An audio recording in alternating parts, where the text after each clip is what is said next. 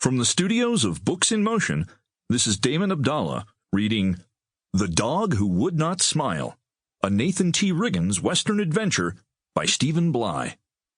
Now, let's begin with Chapter 1. Nathan felt the stagecoach hit something hard, jerk to the left, and settle down to a steady bounce. "Why do grown-ups talk about us as if we weren't listening?" he grumbled under his breath. For a moment, voices faded in the rattle of the ride. Then the man spoke again. "Looks like your boy's gone to sleep, ma'am." "Well, he doesn't belong to me." The woman's voice sounded high and shrill. "I thought he was yours." "Mine?" the man growled. "He entered the coach with you." She spoke the last word with authority.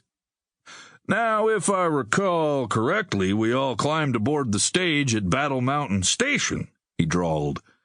Even without opening his eyes, Nathan figured the man was surely from Texas. The lady sighed. Then the man cleared his throat. "It's not right to send a child off by herself in country like this." "It certainly isn't." The woman's crisp reply brought the discussion to a sudden close. Nathan Riggins kept his smoky blue eyes closed. Awake, he'd have to explain why a 12-year-old 90-pound boy was riding the stagecoach through northern Nevada alone. Asleep, he would be asked no questions. It seemed like years since he'd sat on the front porch of his grandfather's Indiana farm. Everything was supposed to have gotten better after the war. Once Nathan's dad came home, life was to be perfect again. But all that seemed so long ago, like something out of a dream. The stage lurched forward and tossed Nathan to the rear. He wanted to scream. Long, hot, dusty, and boring. The whole trip had been that way. Nathan hadn't spoken to anyone but ticket agents and train conductors. He found himself in an adult world where most folks looked right over the top of him, both with their eyes and their words. Nobody ever called Nathan shy back home, but everything out here seemed so foreign. Surely this part will be over soon. In Willow Creek, Nathan would be with his mom and dad again. He hadn't seen them in months. It would be a big, happy party.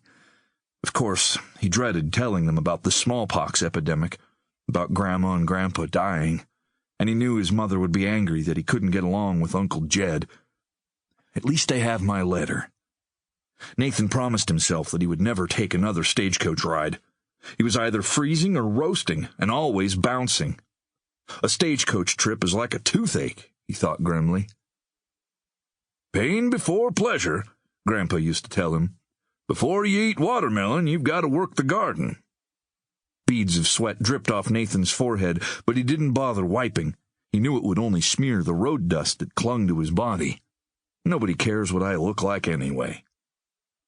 Some coins jingled in his bouncing coat pocket. He reviewed his plan. "I'll buy Mom a new hat and a little folding knife for Dad."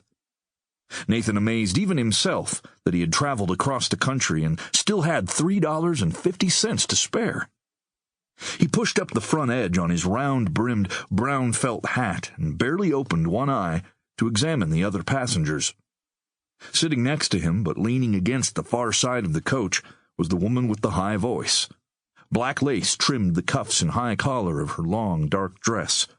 She clutched a large green handbag in her lap. Her hat tilted toward her right ear, and her frown looked like it was painted on her face. He decided she must be a school teacher. For the first time in weeks, he thought about school. He would certainly miss Bradford and Nelson, and maybe even Melissa, although she could be a real bother at times.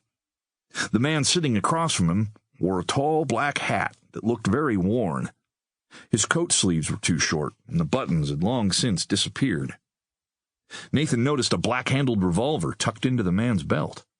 The gun especially caught his eye because of the gold trigger. Nathan didn't bother looking out the window. For several days the landscape had been the same. Rolling, treeless mountains and high desert basin covered with sagebrush. His head slapped against the stage wall, and the woman gasped as they rounded a corner. Back home, everyone claimed the West was full of bears, snakes, and Indians. Nathan thought he had seen an Indian at a depot in Wyoming, but he wasn't sure. Mainly the West so far was full of nothing. The stage slowed to enter a settlement, and Nathan Sample complete. Ready to continue?